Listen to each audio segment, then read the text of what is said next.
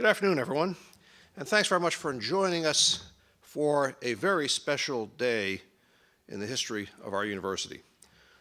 I'd like to begin by recognizing the university trustees who have joined us this afternoon. They are Sissy Baker, Mark Hughes, Jay Katzen, Bob Perry, Bob Tannenbaum, and Cynthia Steele Vance. Thank you all very much for being with us this afternoon on what we know is short notice.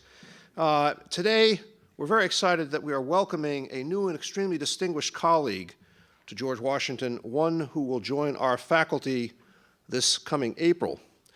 Dr. Ferid Murad is a world-renowned pioneer in biochemistry. He currently serves the University of Texas at Houston as Director Emeritus of the Brown Foundation Institute of Molecular Medicine for the Prevention of Human Diseases, Director of the IMM Center for Cell Signaling, Regental Professor and John S. Dunn Senior Distinguished Chair in Physiology and Medicine, and Director of the University of Texas Health Science Center in Houston Program in Intercellular Signaling. Dr. Murad brings to George Washington University deep experience in academic medicine, research, industry, and entrepreneurship. And in 1998, he received the Nobel Prize in Medicine for his discovery of the role of nitric oxide as a signaling molecule in the cardiovascular system. You'll learn more about Dr. Murad's groundbreaking work in a few moments, but please join me now in acknowledging him and welcoming him to this university. Dr. Murad.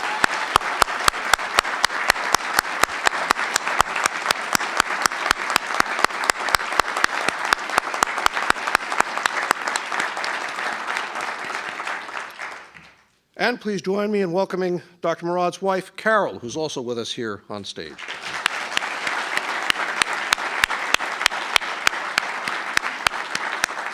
And in the audience, I'd like to give special thanks to Dr. Rakesh Kumar, Chair of the Department of Biochemistry and Molecular Biology in the School of Medicine and Health Sciences, who played a major role in recruiting Dr. Murad to the university. Dr. Kumar, right here.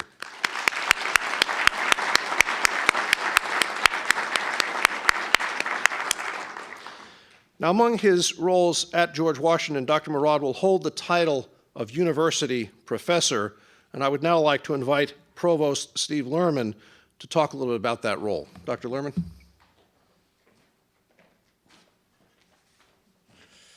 Well, thank you, President Knapp. I'd like to add my own welcome to Dr. Murad and his wife, Carol, in coming here.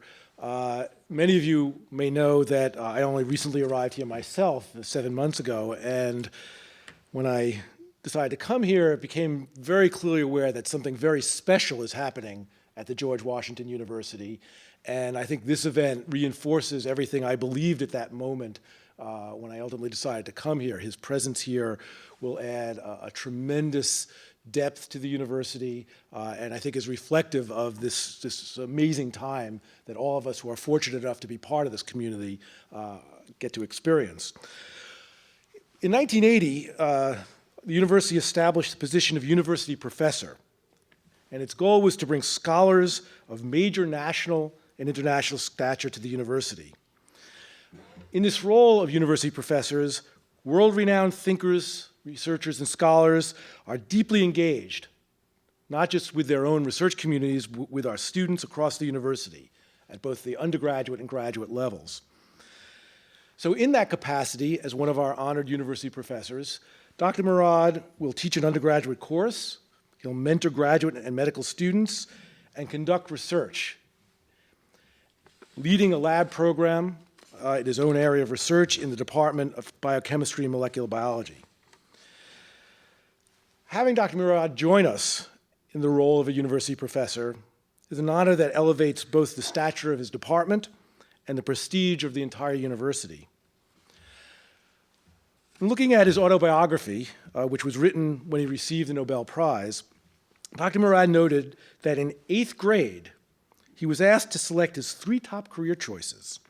He chose physician, teacher, and pharmacologist. Since then, Dr. Murad has risen to the top of all 3 of these chosen fields.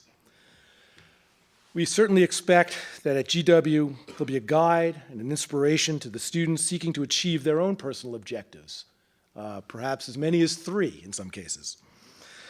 Ferid Murad's commitment to the global community in the field of medicine is nothing short of extraordinary, and we're very honored to have him join us here within the GW community. So welcome to you, to Mrs. Murad. I can't explain to you or describe to you in great detail just how truly excited we are to have you here among us. I think you'll find this not just a wonderful community of scholars and teachers and students and researchers, but also, frankly, a welcoming community, a place that is a joy to be in, as I have. So now I'd like to turn the floor over to Dr. Jeffrey Ackman, the Interim Vice Provost for the Medical Center and the Interim Dean of the School of Medicine and Health Sciences. And he'll say a few words about Dr. Murad's work.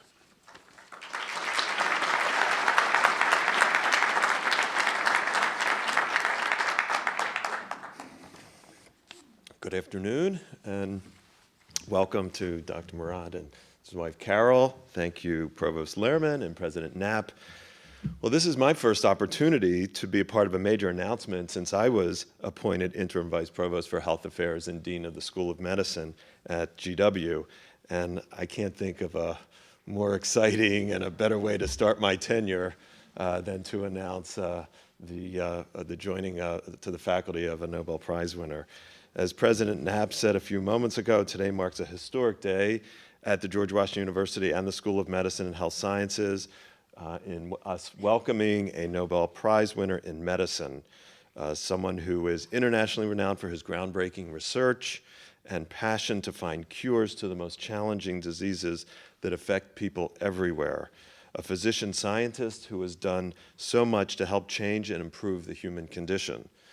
The announcement that a recipient of the Nobel Prize in Medicine is joining the GW faculty as a university professor and a full professor in the Department of Biochemistry and Molecular Biology immediately catalyzes and elevates the GW Medical Center's strategic efforts in advancing scientific discovery, educating the next generation of physicians and scientists, and improving the health and lives of the people that we treat. The research performed by Dr. Murad and his colleagues has, very interestingly, a direct link to Alfred Nobel, the Swedish engineer and scientist who found that when nitroglycerin was incorporated in an absorbent inert substance, it became safer and convenient to handle. And this mixture, as we all know, he patented in 1867 as dynamite. Dr. Murad and his colleagues' work was no less explosive, as they demonstrated that nitroglycerin and related drugs used to treat cardiac chest pain or angina worked by releasing the gas nitric oxide into the body, which acted as a signaling molecule, a so-called second messenger in cells, making blood vessels dilate. At the time, this was an entirely new concept for signaling in biological systems. Through the work of Dr. Murad and his colleagues, we now know that nitric oxide is an important cellular mechanism, messenger molecule, and neurotransmitter involved in many physiological and pathological processes within the human body, both beneficial and detrimental. We know that nitric oxide plays a key role in many biological functions, including inflammation, blood flow regulation, cell growth, smooth muscle relaxation, and memory, and is critical to understanding numerous diseases and conditions, including ischemia, hypertension, pulmonary hypertension in neonates, diabetes, arthritis, septic shock, cancer, gastrointestinal disorders, and neuropsychiatric disorders, to name a few. His seminal and enduring work in this field has been recognized on numerous occasions and with many prestigious awards in addition to the Nobel Prize, including the Lasker Prize. He has held leadership appointments at several distinguished universities and hospitals, has memberships in the most prestigious societies in our field, and has well over 400 scientific peer-reviewed articles to his credit in many of the world's most influential journals. At GW, Dr. Murad will focus his academic energies on embryonic stem cells, the aggressive brain cancer glioblastoma, and the treatment of diarrhea in developing countries, a disease that kills more than 2 million children every year. And as mentioned, Dr. Murad is not coming to GW solely to do research. Consistent with his passion for education, his respect for life at a great university, and the generosity of his spirit, he will be deeply engaged with students across GW. He will teach a course for undergrads, and he will serve as a mentor to graduate and medical students. In many ways, he will serve as a new intellectual bridge between the GW Medical Center and the rest of the university. I have no doubt that his presence on our campus will not only dramatically enhance GW's reputation as a rising research university, but I have every confidence that Dr. Murad will also influence our academic culture, as well as the young minds of our students in many disciplines for years to come. This is a wonderful day, one that we are proud of and look to celebrate for quite a while. And before I turn the microphone over to Dr. Murad, I too want to express on behalf of the entire administration, the faculty, the staff, and the students at the School of Medicine and Health Sciences our deep gratitude to Dr. Rakesh Kumar, the Catherine Birch and William McCormick Professor and Chair of the Department of Biochemistry and Molecular Biology, for the instrumental role that he played in Dr. Murad's decision to come to GW. Dr. Kumar is one of the most distinguished, talented, and dedicated members of our faculty at the school, and we are most grateful for his cutting-edge work in cancer research and in not only bringing a Nobel laureate to GW, but also the bright young faculty members who have tremendous futures ahead of them at GW. With that, it is my distinct honor to introduce to you Dr. Ferid Murad. Please join me in welcoming him to GW. Dr. Murad.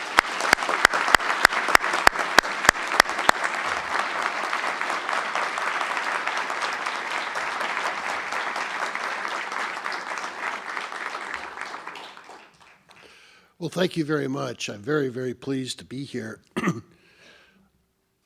I've been remarkably fortunate in many, many respects for the places that I've been and what I've learned over the years. But it all started, I guess, after 8th grade when I identified my goals and career. The next important milestone was meeting my spouse as a junior in college.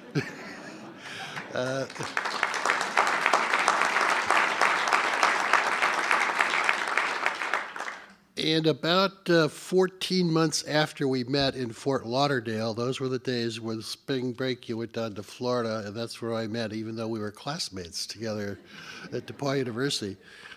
We got married. And I'm not going to tell you how many years that's been, because I'll reveal her age and she'll get upset with me. I would have to tell you that we got married in kindergarten to really pull this off. But I love research. I decided early on I wanted to go to medical school, and then decided later when I learned about this new program in Cleveland that permitted you to train both in medicine and in basic research, an MD PhD program, I decided to do that, and that's where we went. And I was one of the first students to have gone through that program in the United States. And for me and what I've done in my career, it was absolutely ideal. It was a perfect program. But then I went on for clinical training, and I was at NIH here in the past, and associated primarily with universities around the country: Virginia, Stanford, Northwestern, University of Texas. You notice from all the titles, that's a common thing at the University of Texas. I'm a little embarrassed by so many titles, but that's what they do in Texas for some reason. But my mentors have been remarkable, and they've influenced my career in so many ways. My mentor as a MD PhD student was Earl Sutherland and Ted Rall. They were a team trying to figure out how hormones worked to regulate the biochemistry and biology in cells. They wanted to understand how epinephrine and glucagon elevated blood sugar with their effects on the liver. And that resulted in the recognition and identification of the first intracellular messenger molecule, cyclic adenosine monophosphate, cyclic AMP. And I realized as a student that that was going to be a Nobel Prize someday, and sure enough it was. In 1971, Earl Sutherland got the Nobel Prize. And what is interesting is the pedigree that is created Earl Sutherland's mentor, Carl Corey at Washington University, also had the Nobel Prize, as did his wife, Gerta Corey. And that laboratory at Washington University trained or was associated with about 7 individuals who all went on to get Nobel Prizes. I've trained almost 150 people in my laboratory over the years, students, fellows, house officers, whatever, to come work in my laboratory. And I tell them that one of them has to get the prize because I don't want this lineage and genetic communication disrupted in any way. So it's not happened yet. I hope it will. But one of my goals is to identify that next generation here at George Washington. So I want all your best students to come knocking at my door so I can get involved with them and help them.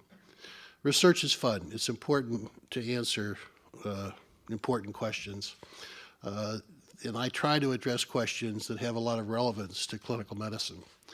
And I take high risk in research. I think that's what it's all about. You do something that's never been done before. That's research. If it's repeating what's been done, that's confirmation. In my opinion, that's not really research. So by definition, it's high risk. And if you're really, really lucky, it turns out to be important. And there's no way to know that when you get started. There's no way to determine what you're working on is going to result in the Nobel Prize. It comes as a surprise 20 years later, and that's the way it all happens. But I really look forward to being here. This is the first time I will be on a complete campus with undergraduate students and chemists and engineers and medical folks all in the same place since I left Stanford 22 years ago. And that was a lot of fun at Stanford to associate with all these bright, talented people. And I really look forward to doing the same thing here. Thank you for having me.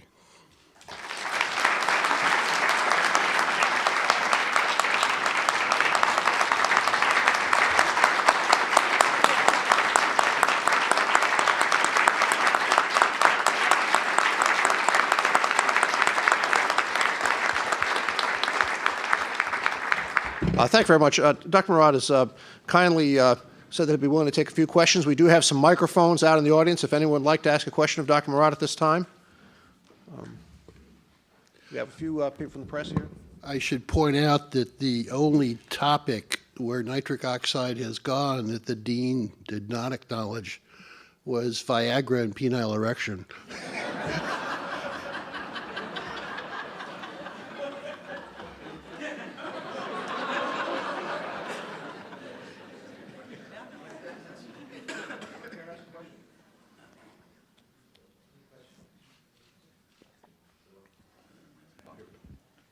It is a little intimidating to ask a question after that, I must admit. Bill Bartolini with George Washington University, and I'm curious, would you care to prognosticate for just a moment or share where you think your research might go? Well, I've picked 3 topics that I've focused on in the past 5 or 6 years, all of which could have a significant impact on healthcare and patients with these problems. Should we get all the answers to these questions and develop some drugs that'll end up being on the market? And you've heard about them. One is glioblastoma. I think there's a relationship between what I've been doing for the past 30 years with cancer. In fact, my research with nitric oxide cyclic GMP back in the early 1970s began with cancer.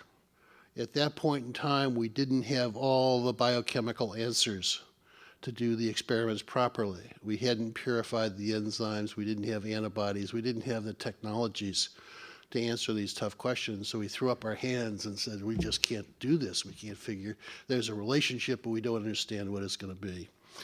And fortunately, about that time, our work with smooth muscle took off. And we learned that nitroglycerin was working through nitric oxide and cyclic GMP, and we went that way. I mean, you go up many blind alleys, and you have to decide when you back off and go off in another direction, and that was one. I started looking at cancer, and I gave it up. So about 6 or 7 years ago, I said, now the time is right to come back. We've got all the tools. Let's go look at cancer. And I think we have some really important leads at the moment, and I'd like to see those answered so that we can figure out how to manipulate some tumors. And we picked a tough one, glioblastoma, which is how Ted Kennedy died. It's a very aggressive, nasty tumor. The mortality rate is 70 or 80% within 2 or 3 years. And we have been able to take tumors from humans in collaboration with MD Anderson and put those tumor cells in culture and manipulate biochemically the messenger pathways in those cells. We transfect them and we do all sorts of biochemical tricks. And we could take those tumor cells and put them in the brains of athymic nude mice. And we find that as we manipulate these pathways, the mice no longer die in 21 days, they die after 84 days. We've extended the life expectancy 4-fold. Can we do that with humans? I don't know, I hope so, but that's the next goal, is to see if we can't pull that off somehow in this area. The other is with stem cells. Embryonic stem cells are similar to tumors in many ways. We have found out that we can modify the biochemistry and cell biology of tumors, of stem cells, to make them differentiate into heart cells or brain cells. Now, if we could do that consistently with a high percentage of the cells in that defined differentiation pathway, maybe someday we don't need organs for donation for transplantation biology. Maybe we can engineer cells in the laboratory and use them to treat patients who need cells for Parkinson's disease or for replacement of myocardial injury in their hearts or whatever. I believe that's going to happen. I'm not probably going to be alive to see that happen, but I bet in 20 or 30 years we're going to be making lots of cells and tissues in the laboratory for treatment. And that'll be a big impact on the waiting lists for organ transplantation programs. The third area was an accidental finding, as most research is. When I was at Virginia in the 1970s, one of the infectious disease faculty, who had spent some time in the public health service and had worked in Bangladesh, became very interested in bacterial toxin diarrheas, cholera, E. coli diarrhea, turista. And he came to me and he said, I've got a new bacteria making a toxin and it causes diarrhea. Can you help me figure out how it's doing it? And we collaborated and we figured it out. And it turns out that this E. coli enterotoxin increases cyclic guanosine monophosphate production in the intestinal mucosa. And I've always wanted to use that lead to go find a drug that would block the pathway. We have done that now. We have, for the past 5 or 6 years, found a compound, screening libraries of chemicals, that blocks diarrhea, both cholera and E. coli. And wouldn't that be a wonderful, marvelous thing to introduce into the third world? You know, Haiti recently, with their disaster with a hurricane, ended up losing, I don't know how many people with cholera, thousands of people. And if that drug had been available on the market, which it's not obviously yet, it could have had a big impact. And as you heard, there are about 2 million people per year dying in third world countries from infectious diarrheas with bacterial toxins. Most of those are elderly people or children who have precarious fluid balance. They don't manage their fluid volumes very well. The best therapy to date is oral rehydration therapy. You take a bag of goodies with salts and amino acids and you mix it with water and the patient drinks it to rehydrate. In fact, the person who discovered that was one of my faculty at the University of Texas, actually, and he got the Thailand Prize for that work. But in order to use that as therapy, you need clean water that's not infected. So I think we need some other approaches, and this might be one that we can pursue. And we're not ready yet to give it to patients. I need to do some more homework to make sure it's not toxic and to reformulate it and things like that. But if we could make an impact on cancer and make an impact on stem cells, and figure out a way to treat infectious diarrhea in third world countries, I'll turn up my toes and feel pleased.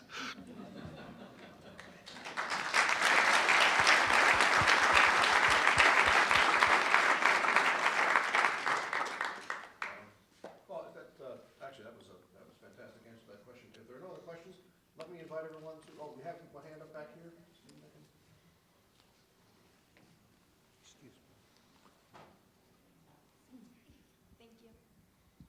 As an undergraduate student, I was wondering, have you decided the topic for the undergraduate course?